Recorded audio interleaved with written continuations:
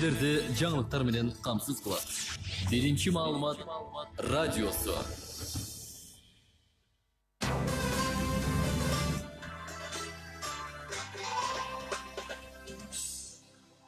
Биринчи радио уктурууларын улантат. Студияда Таалайгүл Сыдыкбекова. Саламатсыздарбы? Урматтуу радио угуучулар, 1 октябрда пенсиялар көбөйөт. Президент Садыр Жапаров пенсиялардын базалык жана камсыздандыруу бөлүктөрүн индексациялоо жөнүндө жарлыкка кол койду.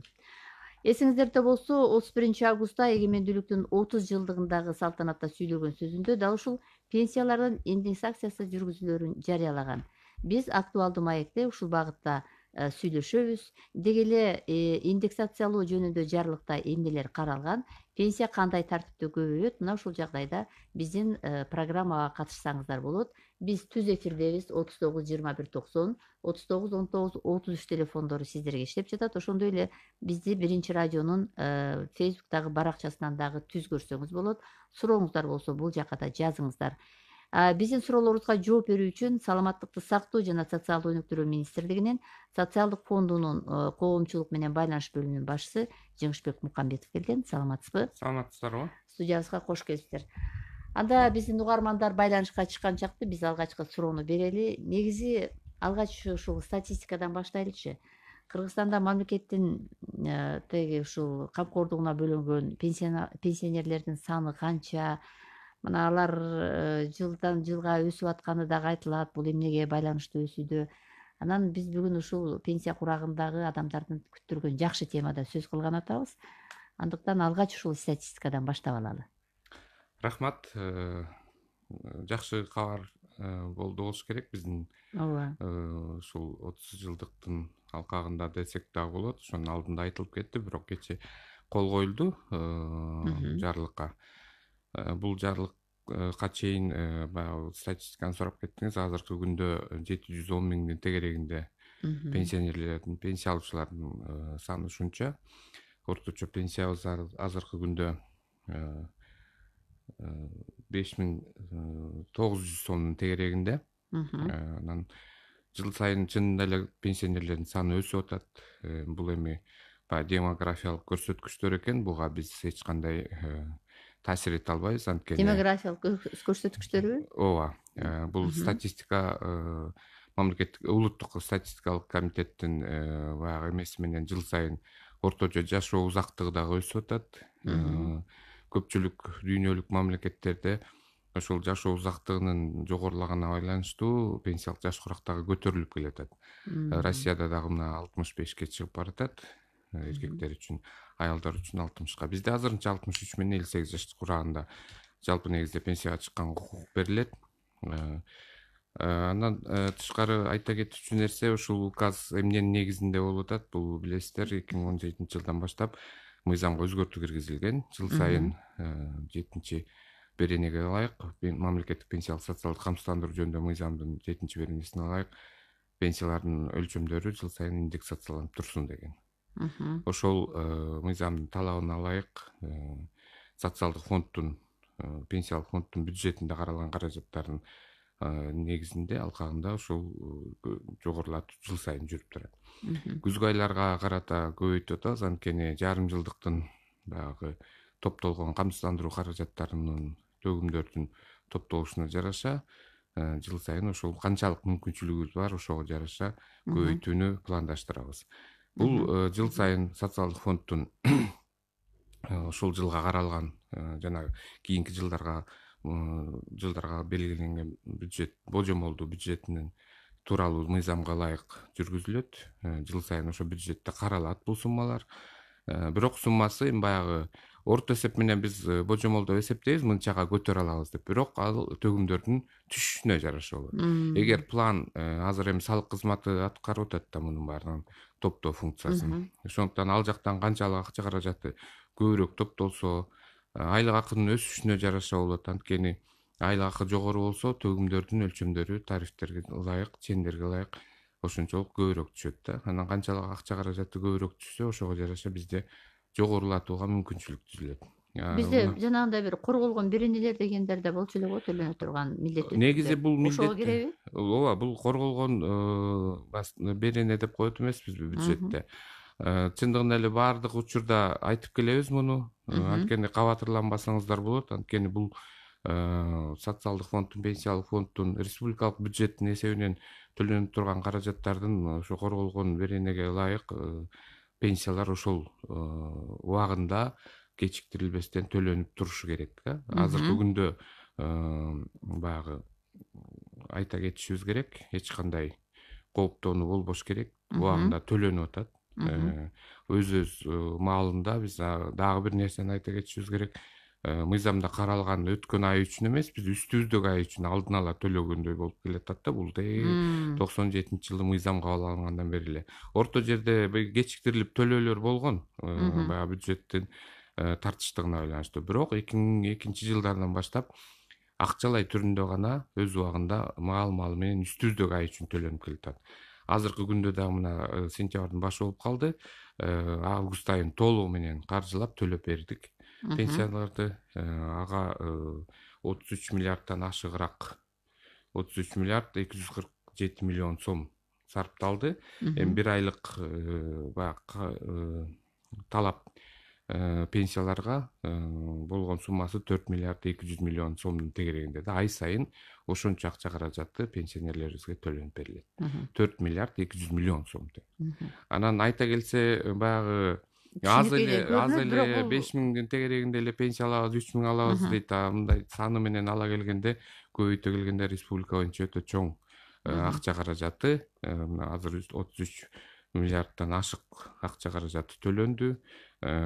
Ушул октябрь айынан баштап көтөрүүгө дагы тийиштүү өлчөмдө каражаттар каралып атат. Бул жерде эми токтоло кетсек болот керек. Ошол кандай түрүндө көтөрүлө турганын, анткени көп суроолор болот. Көпчүлүктүн Кимге кандай болду деп. Эми бул негизги ушул жарлыктын жана мыйзамдын негизги бир максаттарынын бири бул пенсионерлердин турмуш деңгээлин колдоо, жогорулатуу болуп эсептелет. Биз Камкордукка алуу мамлекет тарабынан.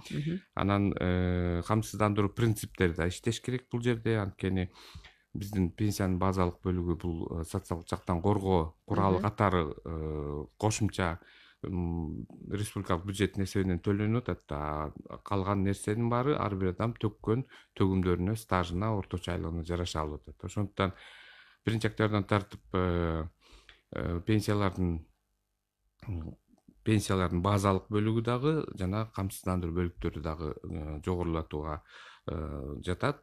Негизги шарты болуп пенсиянын базалык бөлүгүн көтөрүш үчүн индексациялоонун негизги немеси бул орточо айлыктын өсүшүнө былтыркы жылдын мурунку жылга салыштырмалуу канчалык өсүш болсо ошонун пайызына көтөрүп атабыз да. 10% деп берип атышат. Биз ошон үчүн базалык бөлүгүн жана пенсионердин жашоо минимумунан төмөн алган пенсионерлердин гана базалык бөлүктөрүн көтөрүп атабыз. Мен айтып кетпедимби, социалдык жактан коргоо каражаты куралы катары болгондуктан ушул минимумдан төмөн алгандардыкын 4285 сом 70 тыйындан төмөн алгандардын пенсияларынын өлчөмдөрү 4785 сомдон төмөн алгандардыкы базалык бөлүгү 10% жогорулап атат. Ал эми калган камсыздандыруу бөлүктөрү болсо бүт категориядагылардын баягы пенсиясынын өлчөмүнө карабастан көтөрүлөт 8%. Бул 8% деген көрсөткүч дагы мен айтып кеттим, базалык бөлүктүкү орточо айлык акынын өсүшүнүн көлөмүнө жараша болот деп. Ал эми бул жерде орточо айлык акы менен жанагы баалардын өсүшүнүн орточо көрсөткүчү 8% экен. Ошондуктан ошол көрсөткүчкө алып келдик. Анан ошол көрсөткүчү 8%ди түздү. Анан ошондо камсыздандыруу бөлүктөрү 4785 сомдон төмөн алгандардыкы дагы 8%га көтөрүлөт, бирок 200 сомдон кем эмес деп каралып атат. Анткени төмөнүрөөк алган пенсиялардыкы камсыздандыруу бөлүктөрүн 8%га көбөйтсөк, базалык бөлүгүн алып салып, электр энергиясынын компенсациялык төлөмдөрдү алып салып көбөйтсөк, аз эле сумма болуп калып атат да. Ошондуктан бир кепилдик алынган өлчөмдөн төмөн болбосун деген максатта алардын дагы камсыздандыруу бөлүктөрү 200 сомдон кем эмес көбөйүп атат. Ал эми 4785 сомдон жогору болгон пенсиялардыкы 8%га көбөйөт. Бирок ошол эле учурда 500 сомдон кем эмес индексацияланат деп көрсөтүлдү. Бул жакшы экен. Дагы улантасыз азыр бир угарман бизде турат линияда. Сиз байланыштасыз, сурооңузду бериңиз. Саламат Павлов, кутмандуу күнүңөр менен балдар. Рахмат, бирге болсун. Саламатсызбы? Мен Жаңабад шаарынын Кайгараев айыл өкмөтүнөн чыгып жатам. Өзүм чыныгы жашым 82 чыкты. 2 жыл кемитип жазылган. Ошондо мен быйыл июлдун 5-inde 80-ге толом. Бирок биз иштеген мезгилде шестоп деген народный контроль болчу эле. Бешиңизди башыңызга көтөрүп, жетмендигиңизге көтөрүп, бактага барып тапшырып, саат 8-де кананын башында болуп кантип карат элек. Аны ошентип иштеп жүрүп, мен 92-жылы 1005 сом менен пенсияга чыкканмын. Keyin anam 6 ay 7 aydan keyin pul almaşı, ondan keyin göğreşe başladı. Hazır 9.000 bir bela som alam. Men hazır gözüm acı, benim putum sınık. Anam Batırene'nin 1000 som menen koşulup 11.000 bir bela kıyın alat edem. Anan keyin kıyını gelbey poştadan bana.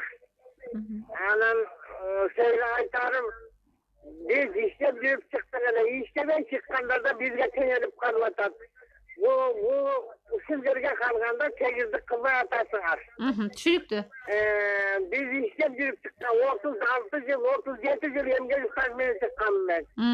5 yıl işlep çıkkanlar hazır bana tenerip kaldı.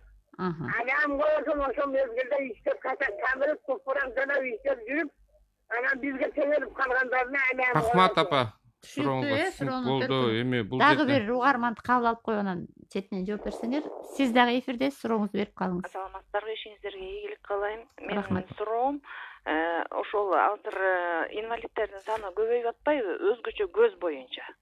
Маселен, бизде себебин эмне үчүн министрлик окуп үйрөнбөйт да, эмне үчүн акыркы жылдары көз боюнча инвалидтер өтө көбөйүп кетти. Анткени акча табуу максатында эле биздин дарыгерлер, кечирип коюңуздар, көзгө операция жасап, көзгө бычак тийгенден кийин ал бат эле көрбөй калат экен. Мен ошондой болдум. Глаукома деп көзүм операция кылып койду. Көзүм көрбөй калды. Мен клиника Федорова барсам, туура эмес операция жасаган дейт. Справка бериле десем, силер мамлекетиңер башка, сиз барып сотко бериңиз дейт. Сотко берейин десең, ошол эле операция жасаган врачтын жанындагы врачтар эле балыкчынын көзүн чукпайт болуп, ошолор эле комиссия болот экен. Акыйкаттык болбой жатат. Маселен, мен 2 жыл мурун медициналык академиядан массаждан окуусун окуп бүттүм. Ошондо мугалим айтып атат. Пенсия боюнча берсеңиз. Германияда консилиум кылып туруп көз операция жасайт экен. А бизде консилиуму жок эле, чекеден эле акча табуу максатында жасап атат. Ошон үчүн ушул инвалидтердин санын азайтууга көңүл бурсаңыздар. Бул биринчи. Экинчи, мен биринчи топтогу майып болуп калдым көзүм боюнча. Биринчи топтогу майыпка канча процент кошулат? Менин пенсиям азыр 5400 сом. Кошулабы же кошулбайбы? Рахмат. Биринчи суроо боюнча тиешелүү мекемелерге бул сөздү дагы жеткиришибиз керек экен. Бул дагы Эми баягы сиз айтып кеттиңиз, саламаттык сактоо министрлигинин алдында соцфонд деген үчүн саламаттык сактоо десе эле баардык багытты алып бара албайт экенбиз. Биздин өзүбүздүн ишибиз пенсия менен камсыздандыруу. Жеткирип коем десеңиз. Жеткирип коеюн. Эми анткени менен муну тийиштүү баягы багыт боюнча кесиптегилер талдаш керек го. Анткени туура эмес операция кылды деген эми социалдык фондко такыр тиешеси жок болуп калат да. Бүгүн тема боюнча берилген суроолорго жооп берели. 80 жашта июлда толдум дейт. Жок, ошол экинчи угармандан да аягына чейин чыгарып коелу. Мага кошулабы дейт пенсия. Канча кошулат деп атат. Бул жерде айтып кетишибиз керек. биринчи топтогу 5000ден ашык көзөмөл пенсия айтып экен. алгандар бул жерде камсыздандыруу бөлүктөрү гана көбөйөт. Дагы бир айта кетчү нерсе, майыптык боюнча пенсия алуучулардын биринчи топтогуларга пенсия чегерилип атканда 2018 жылдан баштап автоматтык түрдө жашоо минимумунан кем эмес пенсия чегерилет. Эгер 2000 сом пенсия чыгып калган күндө дагы 4785тен кем пенсия алышпайт булар. Эми Бул жеткизилип берилет. Анын үстүнө кошулган кошумчалары менен азыр 5000ден ашык алып атса, кеминде 500 сом кошулат бул угарманыбызга. Муну такташыңыз керек. Эми азыр эсептөө боюнча мен айтып атпайынбы, жанагы базалык бөлүгүн алып салып, дагы үстүк кошумча төлөмдөрдү, электр энергиясына болгон компенсациялык төлөмдөрдү алып салгандан кийинки өлчөмүн 8%га жогорулатканда 500дөн аз болуп калса, 500дөн кем эмес кошулат. Ал эми жогорку чеги, мисалы үчүн жана айтып кеткен апабыздыкы мындан көбүрөөк кошулушу мүмкүн. Анткени 9000ден 1780 сом базалык бөлүктү алып калган 8%га өткөндө 500дөн көбүрөөк акча кошулат да. Ушул пенсиянын өлчөмү канчалык жогору болсо, ошончолук көбүрөөк кошулат. Эми бул жерде теңсиздик деп айтыш да кыйын, анткени камсыздандыруу төгүмдөрүн канчалык көбүрөөк төлөсө, ошончолук ал киши өзүнө камсыздандыруу төгүмдөрүн төккөн үчүн ошол принциптин негизинде иштеш керек да. Анан баягы төкпөй жүрүп пенсияга чыгуу азыр менен тең алып атканга мен такыр макул эмесмин. Анткени биз күнүгө пенсия чегерилип атканда карап турабыз, ким канча акча төлөгөн, эмне болгон. 5 жыл стажы менен чыккандардыкы толук эмес пенсия болуп калат. Ал базалык бөлүгү ошого теңдемелүү эсептелип 1780 сомду да алышпайт алар. Ошондуктан эмне үчүн жанагы тиги жашоо минимумунан төмөн алгандардын саны азыркыга чейин бар, ошол себептен. Анткени стажы аз, убагында иштеген эмес, камсыздандыруу төгүмдөрүн билесиздер, союз таркагандан кийин көпчүлүгү төлөгөнгө аракет кылат азыркы күнгө чейин. Ошол эле учурда ушуну түшүнүү менен кабыл алган киши жок да, өзүнүн жоопкерчилигин дагы таштап коюп эле мамлекет бизге төлөш керек, мамлекет бериш керек дей берет. Мамлекет бериш үчүн сиздер ошол жака фондко акча каражатын которуп турушуңуздар керек. Муну дагы азыр жаштарга да айтып келебиз. Анан апабыздык эми 9000, 11000дей пенсия алат экен. Бул эми баягы жогорулатып отуруп ушул күнгө келген суммасы да. Эми мен ойлойм, 11000 пенсия азыр Кыргызстанда 2 эсе орточо пенсиянын өлчөмү болуп атат да. Анан эми иштегенин чындыгында билебиз. Мен дагы союз убагында жашаган адаммын. Ал убакта иштебеген адам болчу эмес. Биз дагы эртең менен таң атпай туруп кой саганга чейин барган убактарыбыз болгон бала кезибизде. Биздин апаларыбыз деле 10 бала төрөгөн менен ошол убакта баатыр эне болуп иштеп мамлекетке салымын кошкон. Ошол нерсенин баары эми мыйзамдаштырылып келгенде ушуга чыгып атат да. Анан эми азыркы күндө иштебей атып пенсияга чыккан деген адам жок. Аны анткени 96-жылдан кийин баардык маалымат биздин компьютердик базага түшүрүлөт. Ким канча төлөгөнү, ким иштегени, ким ачык иштеп атат, ким иштебей атат. Мына азыркы күндө жанагы жаштарыбыз убактылуу айлык менен официант болуп же болбосо дагы бир жерлерде иштеп атат, бирок алардын айлыгынан төлөнүп атканын эч ким билбейт. Муну биз ошол ачыкка чыгыш үчүн салык кызматы биздин функциябызды алгандан кийин ойлоп атабыз. Эми баардыгын бир иреттештирип, бир каттоого алып, ошонун баардыгы төлөсө, бул фонддун мамлекеттик бюджеттин эсебине дагы көбүрөөк салымдар кошулат эле, дагы кийин пенсияга көбөйткөнгө. Эмне үчүн пенсиялардын өлчөмү аз? Анткени бюджетке карата биз ошол көбөйтүп атабыз. Биз эми баягы ооз көптүрүп башка суммаларды кошобуз деп айтып койгондон алыспыз, анткени эртеңки күнү аны төлөгөн жагы да бар да. Убагында төлөнбөй калса же болбосо берилбей калса, бул өтө чоң туура эмес иш болуп калат да. Ошондуктан мүмкүнчүлүккө жараша берип атабыз. Азыр Кудайга шүгүр, пенсияларды өз убагында төлөнүп атат. Жеңиш, биз угармандарга дагы айтып коюшубуз керек да. Өлкө жетекчиси ушу 2-сентябрда кол койгон жарлыгына ылайык бул жанагы жөлөк пулдар боюнча дагы ал балдарга, анан бала кезинен берки майыптарга дагы бар адамдарга да төлөмдөр баягы өлчөмү көбөйтүлгөн жарлыкка кол койду. Бул боюнча биз угармандарга өзүнчө бир маалымат беребиз. Андыктан бүгүн суроо берип калышы мүмкүн болуп атат да. Жөлөк бул боюнча биз ушул тиешелүү адистерди чакырып ооба, алар анткени боюнча ал маалымат берели. социалдык коргоо департаментине тиешелүү, анткени бул бюджеттен, республикалык бюджеттин эсебинен төлөнүп турган төлөмдөр.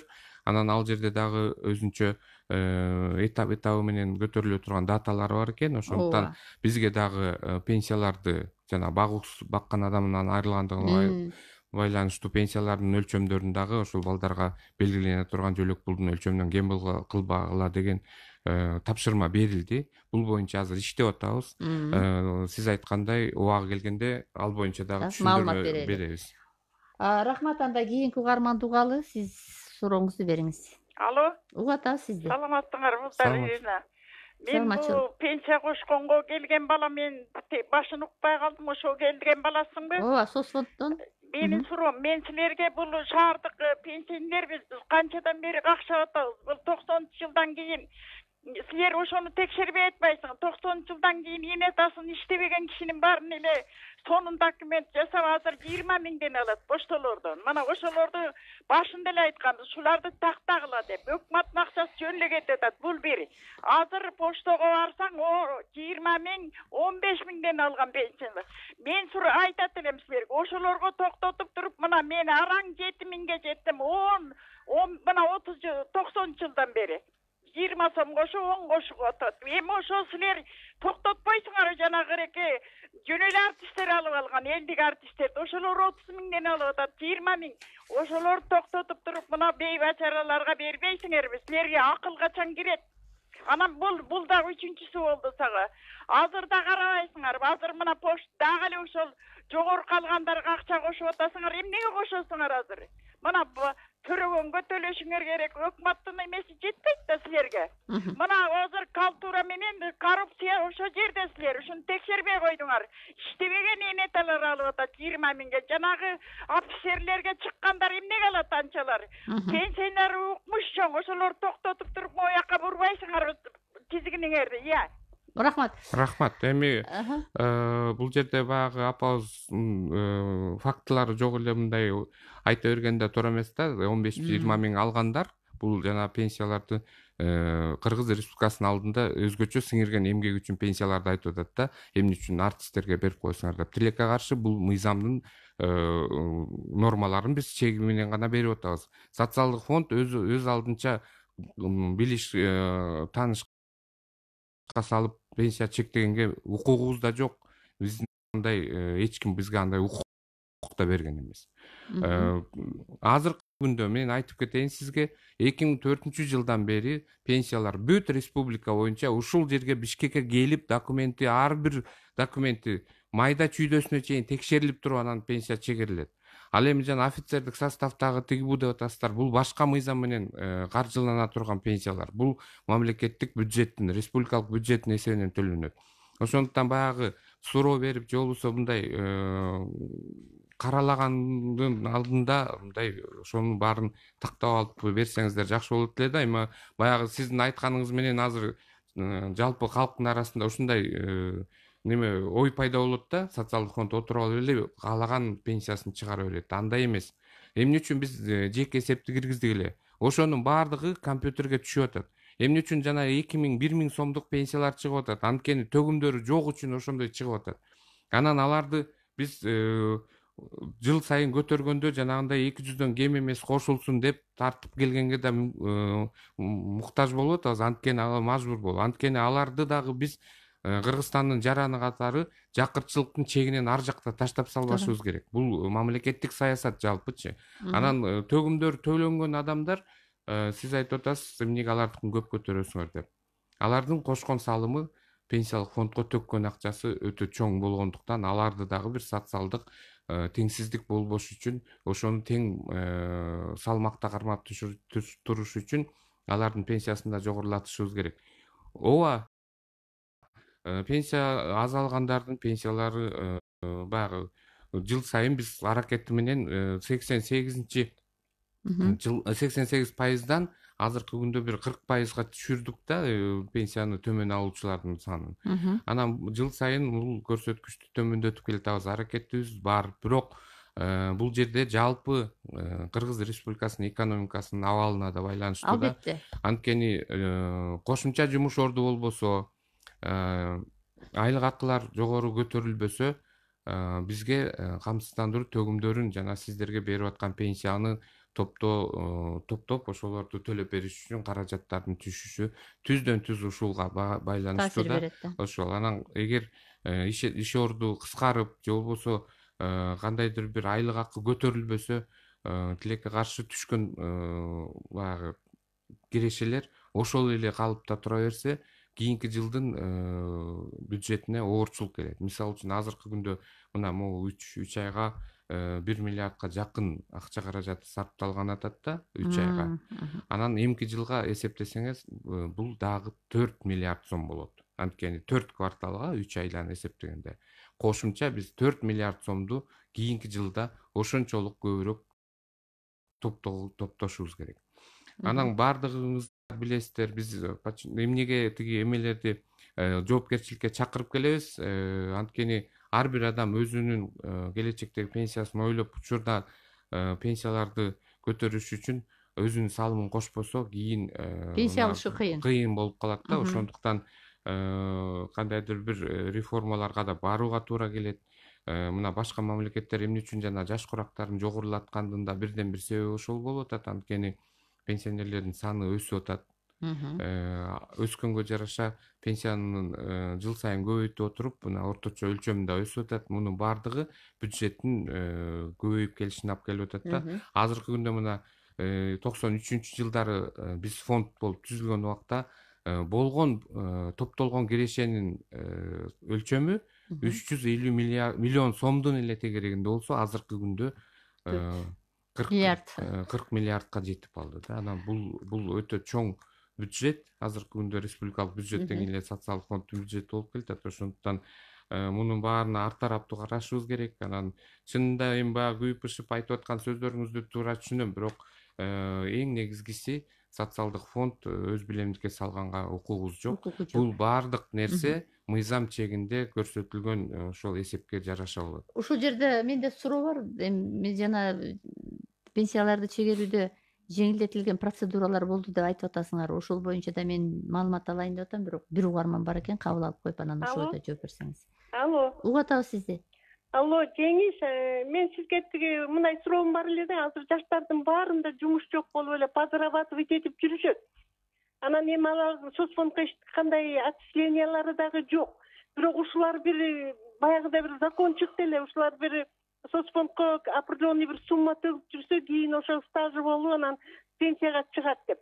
Ушул жөнүндө кандай болот? Жөн эле подрабатывать этип бир күн тиякта иштешет, 2 ай биякта иштешет, жумуш жок. Частныйлар болсо өзүңүз билесиз, аларга туруктуу бир жумушта иштебеген, бирок ушундайларга бир соцфондко акча төгүп турса, кийин стажы болобу? Ошо пенсияга чыга алышпайбы азыркы жаштар? Рахмат сурооңузга. Бул негизи Кыргызстандын эле эмес, көп мамлекеттердин көйгөйү. Ачык иштөө бардык жерде эле көмүскөдө экономика бар. Ошондуктан биздин чакырыгыбыз да ушул баягы иш берүүчү иштеп аткан адам үчүн басымдуу бөлүгүн төлөгөн үчүн көпчүлүк ошондон качат. Мисалы үчүн 17,25% айлыгынын баягы фондунан төлөсө, 10%ын иштеп аткан адам төлөйт. Ошондуктан көпчүлүк ушундан качат. Мына азыркы күндө сиз жана жарлыкта айтып кеттиңиз, бул боюнча дагы жана орто жана майда бизнестеги ишканалардын тарифтик чендерин төмөндөтүү боюнча дагы дайыр жарлык бар. Ал буюрса бир 2 айдын ичинде ушундай сунуш берилсин деген жарлык чыкты. Бул боюнча азыр иш алып барып атабыз. Ошол эмне себептен бул категориядагыларды баягы ачыкка чыксын деген максат менен кылынып атат да. Бирок буга чейинки тажрыйбабызда бар эле, билесиздер, 2012-жылы жанагы тигүү өндүрүшүндө иштегендердин тарифтерин биз 27,25-тен 12%-га түшүрүп берген элек да. Ачыкка чыгып 6%-ын иш берүүчү, 6%-ын иштеп аткан адамдын айлыгынан кармалсын деген. Бирок баягы мындай көрүнүктүү бир натыйжа берген жок да. Тескерисинче майдаланып, чачырап, ар ким өзүнүн үйүнө отуруп алып тигип ушундай эмеге өтүп кетти. Бул эми негизи биздин баягы жарандарыбыздын да өзүнүн мындай жоопкерсиздиги болуп атат да. Кайсы жерге барбасаң убактылуу акчага кызыгып эле ошого кандай шарт кылып бербесе дагы ошого макул болуп иштеп кетип атат. Расмий түрдө келишим түзбөй атат. Анан эми ар бир жеке адамдын өзүнүн жашоосундагы нерсени социалдык фонд артынан түшүп алып көзөмөлгө алыш кыйыныраак болуп атат. Эми азыр салык кызматы топтоп атат, жыйынтыктары дагы бир нече жылдан кийин көрүнөт болуш керек. Жалпысынан ар бир адамдын, иштеген адамдын эмгек жолун каттоого так алсак, ошол кишилерди так көрсөтсө, ошондо экономикага дагы бир кошумча жакшы нерселер болот эле да. Анан эми убакыт экен, ар ким убактылуу нерсе менен макул болуп ошого эметип кетип атат. Анан сиз айтып кеттиңиз жана төлөгөнгө болобу деп. Мыйзамда жол берилген 96-жылдан бери карай камсыздандыруу стажы ошо иштегенге жаш курагы келсе, ошол убактан баштап стажын калыбына келтирип алса болот. Ошол региондогу орточо айлык акынын 8%-ынан кем эмес өлчөмдө жеке эсебинен акча төлөсө, кийин бул стаж болуп кетет. Бирок бул 1 айлык төлөм да. Бул чоң сумма болуп калат. Көпчүлүк мисалы үчүн орточо айлыктан эсептеп келгенде 1000 сом болуп калса, айына 1000 сомго 1 ай стажды сатып алган болуп калат да. Башка дагы бир маселе бар. Биздин басымдуу бөлүгү айыл жеринде жашагандыктан алардын ар бирөөнүн үлүш жери бар. Ошол үлүш жерге төгө турган төгүмдөрдүн өлчөмү өтө аз. Биз 2015-16 жылдары өлчөмдөрүн көтөрдүк эле. Бирок тилекке каршы жогорку кеңештен кайра мыйзам четке кагылып, 2 жылдан кийин кайра мурдакы өлчөмүнө келтирип коюшту. Азыр жер салыгынын божомолду ошол эле өлчөмдө төлөнүп атат. Гектарына 300-400 сом. Аны үй бүлө мүчөсүнө жерге бөлүп келгенде, 12 айга бөлүп келгенде 6 сом, 5 сом, 7 сом тегерегинде эле төлөнөт ай сайын. Бирок 1 ай стаж алып атат да. Ошону дагы төлөбөй атышат да. Пенсия жаш курагына келгенде гана чуркап, алдын ала баягы кам көрбөй келип убагы келгенде анан төлөйт, ал убакка келгенде убагында төлөбөгөн үчүн айыппулдар салынат. Анан ошол айыппулду салганда мурда айтып жүрүшчү эле социалдык фонд бизден акча талап кылып атат деп. Биз териштире келгенде андай фактылар жок. Баягы төлөнө турган өлчөмүнүн үстүнө ошончолук айыппул салынса, кошумча акча сурап атат, булар чөнтөгүнө салып атат деген дагы учурлар болгон. Ошондуктан түшүнүү менен кабыл алып, учурдан пайдаланып баарын айтат элем. Мына бизде деле тууган уругубуз бар. Төлөп койгула десең, пенсияга жерге жеткиче дагы көп бар. Аны эмне кылам азыр төлөп деп айтат. Бирок жетемби жетпейм деп анын коет да. ичинде ошо балдарына үлүш жер бөлүнсө, алардын дагы стажы кетип атканы менен эч кимдин иши жок да. Ушуну туура түшүнсөңүздөр, жылына төгүп турсаңыздар, бул көп акча эмес, 300-400 сом 1 гектарына. Үлүш жери эгер гектарга жетпесе, анын жарымын эле төлөйт. Ошондуктан баардык үй бүлө мүчөлөрүнө стаж болуп кете тургандыктан ушуну төлөй жүрсөңүздөр деп суранат элем. Чет жакада жүргөн балдарыңыз үчүн дагы төлөп койсоңуз, алга стаж болуп кете берет. Ошондуктан ушундай нерселерге көбүрөөк көңүл бөлсөк, айтып келебиз, түшүндүрүп келебиз. Бирок эми адам болгондон кийин баягы кол шилтемдикке салып коюп атабыз да.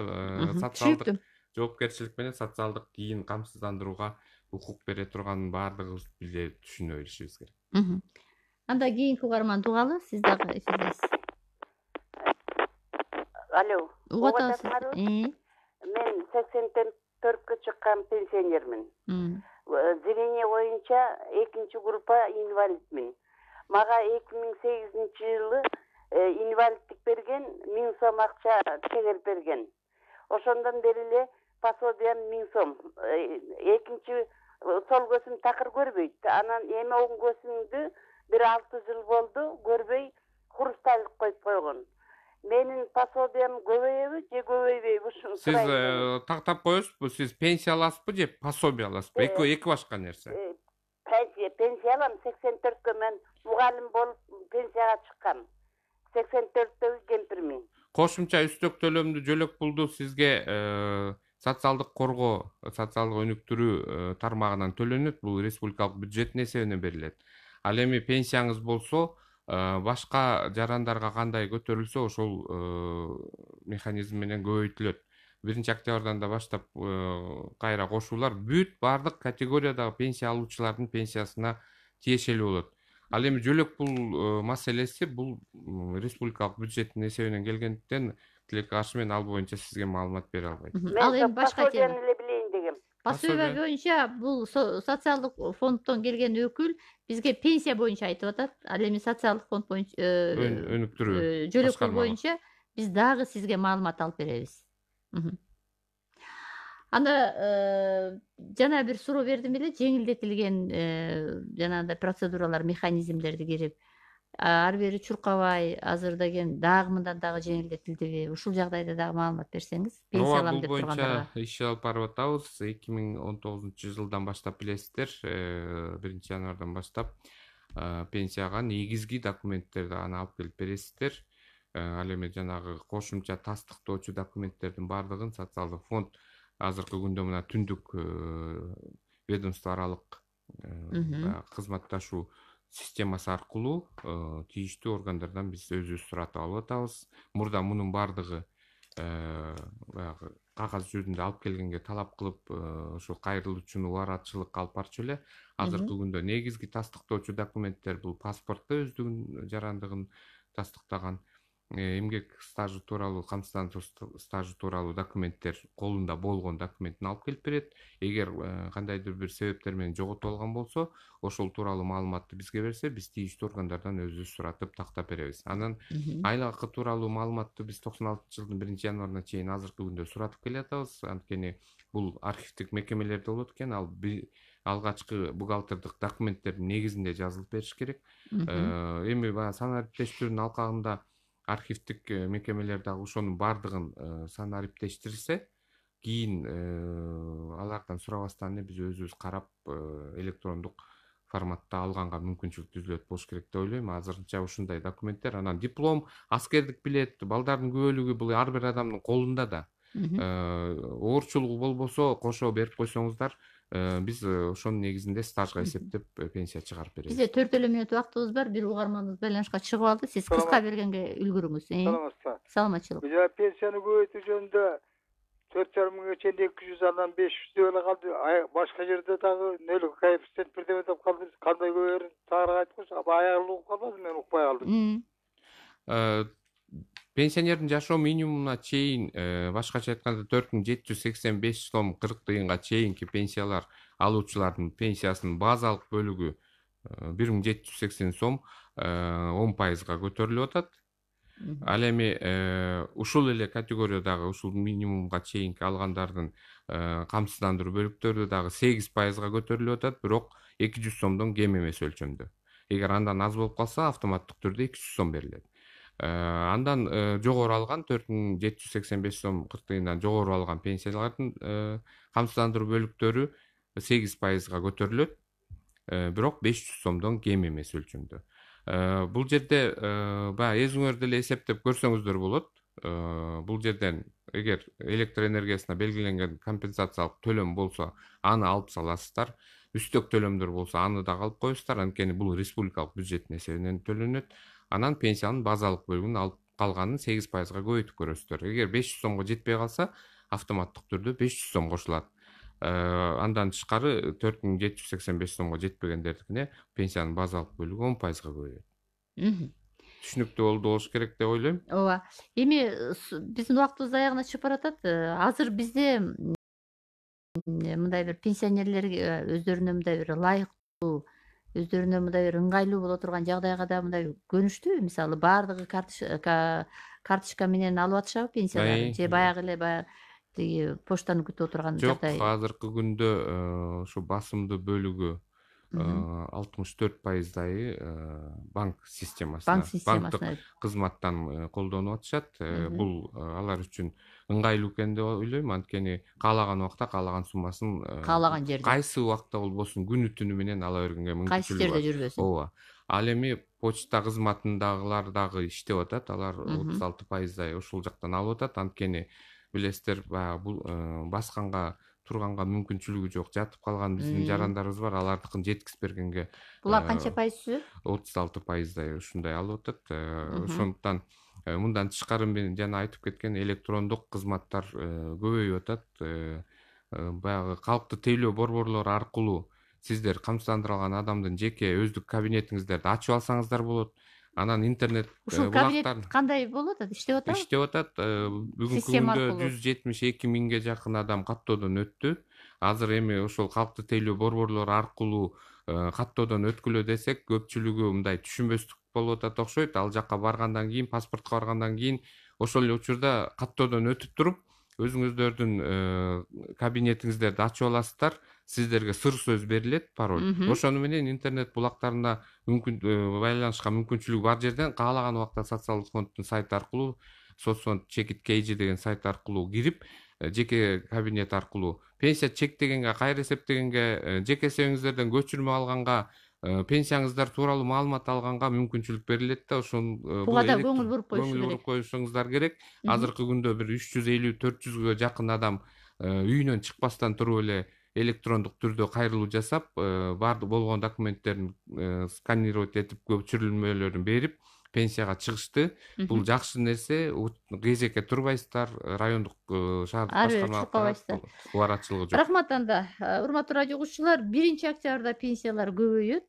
Сиздер жогоруда уккандай, президент пенсиялардын базалык жана камсыздандыруу бөлүктөрүнүн индексациялоо жөнүндө жарлыкка кол койгон. Мына ошонун негизинде буюрса биздин ушул мамлекеттин камкордугунда турган пенсионерлерге пенсиялык төлөмдөр көбөйөт экен. Бизге бул боюнча маалыматты Саламаттыкты сактоо жана социалдык өнүктүрүү министрлигинин социалдык фондунун коомчулук менен байланыш бөлүмүнүн башчысы Жеңишбек Мукамбетов берди. Сиздин ишиңизге ийгилик каалайлы. Бизди угуп, бизге суроо салууга үлгүрбөгөн угармандарым бар болуңуздар. Берүүнү Таалайгүл Сыдыкбекова алып барды. Эсенчиликте жолугушалы.